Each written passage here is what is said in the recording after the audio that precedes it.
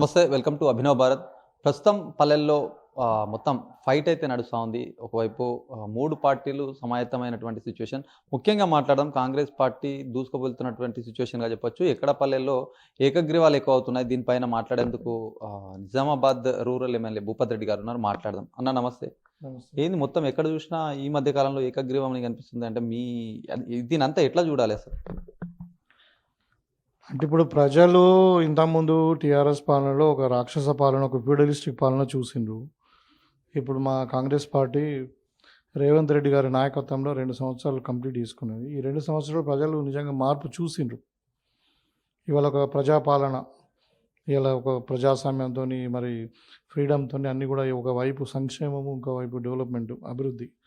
ఈ 2 కూడా తెలంగాణ దూసుకుపోతున్న తీరు, ఇవన్నీ సంక్షేమ పథకాలు ముఖ్యంగా మహిళలకు వడ్డీ లేని రుణాలు, ఈ ఆర్టీసీ బస్సు ఉచిత ప్రయాణము, 200 యూనిట్ల కరెంటు ఫ్రీ, 500 రూపాయలకి సిలిండరు, మరి రేషన్ కార్డులు, సన్నబియ్యము, ఇందిరా మిల్లు ఇట్లా చెప్పుకుంటూ పోతే అంటే రైతులకు కూడా ఇప్పుడు రైతు భరోసా, తర్వాత బోనసు, 1 కిలో కూడా కట్ చేయకుండా మొత్తం ప్రొక్యూర్మెంట్ చేయడము, ఇవన్నీ కూడా ప్రజలు హర్షిస్తూ ఉన్నారు. కాబట్టి ఇలా కాంగ్రెస్ ప్రభుత్వము ఉంటేనే ఇంకా ఒక 3 ఏళ్ళు కాంగ్రెస్ ప్రభుత్వం ఉంటుంది, ఇంకొక మళ్ళీ టర్మ్ కూడా కాంగ్రెస్ పార్టీ వస్తుందనే ప్రజలలో నమ్మకం కుదిరింది. కాబట్టి ఇలా కాంగ్రెస్ వైపు ప్రజలు చూస్తూ ఉన్నారు.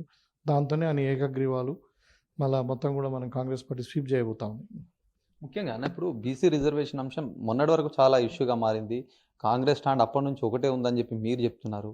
మొత్తానికి ఈ బీసీ రిజర్వేషన్ ఇంత అమలు కాలేదని చెప్పేసి ఒకవైపు బీసీ సంఘాలు బాగా ఫైట్ చేసినాయి. 28% అన్నారు. కనీసం 17 కూడా సరిగ్గా కాలేదని ఒకవైపు చర్చ నడిచింది.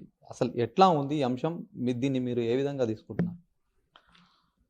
అంటే ఇప్పుడు బీసీ రిజర్వేషన్ 42% ఇద్దామన్నది కాంగ్రెస్ పార్టీ యొక్క ఆలోచన. అది దానికి కట్టుబడి ఉన్నాం. అయితే బీసీ రిజర్వేషన్ 42% అమలు కావాలనంటే రాజ్యాంగంలో షెడ్యూల్ 9లో దీన్ని యాడ్ చేయాలి. సో దాన్ని చేయాల్సిన పని బీజేపీ వాళ్ళది. సో మేము 42% ఇస్తామని చెప్పి రాష్ట్ర ప్రభుత్వం వచ్చిన తర్వాత ఇక్కడ కావాల్సినవి అన్నీ కూడా అంటే ఇప్పుడు సింగిల్ మ్యాన్ కమిషన్ అడిగింది సుప్రీంకోర్టు, సింగిల్ మ్యాన్ కమిషన్ ఇచ్చినాము. ఎంపరికల్ డేటా కొరకు టోటల్గా కూడా ఒక ఇంటిగ్రేటెడ్ క్యాస్ట్ సర్వే చేసినాము. ఇవన్నీ కూడా మళ్ళీ ఇంటిగ్రేట్ చేసి మనం ఒక ఆర్డినెన్స్ తీసుకొచ్చినాము. తర్వాత లేటర్ బిల్స్ తీసుకొచ్చినాము, 2 బిల్స్. అంటే ఉద్యోగ ఎడ్యుకేషన్కి సంబంధించింది ఒకటి, ఇంకోటి రాజకీయ రిజర్వేషన్ గురించి 2 బిల్స్ తీసుకొచ్చి అవి ప్రజెంట్ చేస్తే ఇవాళ గవర్నర్ దాన్ని పక్కకు పెట్టి సెంట్రల్ గవర్నమెంట్కి పంపించారు. సెంట్రల్ గవర్నమెంట్ దగ్గర పెండింగ్ ఉన్నాయి. సో దాని కొరకు మేము సెంట్రల్ గవర్నమెంట్ ప్రెజర్ చేయడానికి ఈవెన్ ఢిల్లీలో జంతర్ మంతర్ దగ్గర ధర్నాలు కూడా చేయడం జరిగింది. అంటే నేను ఏమంటున్నా అంటే రాష్ట్ర ప్రభుత్వ పరిధిలో ఉన్నటువంటి అన్ని అంశాలు కంప్లీట్ చేసాము. ఇలా కోర్టులో అంటే కేంద్ర ప్రభుత్వం కోర్టులో బాగుంది, వాళ్ళు షెడ్యూల్ 9లో ఇంక్లూడ్ చేసి రిజర్వేషన్కి అలో చేయాలి, లేదా సుప్రీంకోర్టు అయినా మనకు డైరెక్షన్స్ ఇవ్వాలి. సో సుప్రీంకోర్టు ఏమన్నది స్టేట్ అంటే హైకోర్టులో తేల్చుకోండి అని చెప్పింది. హైకోర్టులో ఇప్పుడు కేసు పెండింగ్ ఉంది. కాబట్టి ఇవన్నీ హర్డిల్స్ వీళ్ళు టీఆర్ఎస్ బీజేపీ కలిసి క్రియేట్ చేస్తున్నటువంటి ప్రాబ్లం. వాళ్ళకు బీజేపీకి టీఆర్ఎస్కు బీసీ రిజర్వేషన్స్ 42% పెంచడం ఇష్టం లేదు కాబట్టి ఇవన్నీ చేస్తూ ఉన్నారు. కాంగ్రెస్ పార్టీ ఏం చేయాలో కంప్లీట్గా చేసినాం. సో ఇవాళ మేము ఏమంటున్నాము, ఇలా పార్టీ పరంగా ఇస్తామని చెప్పినాము.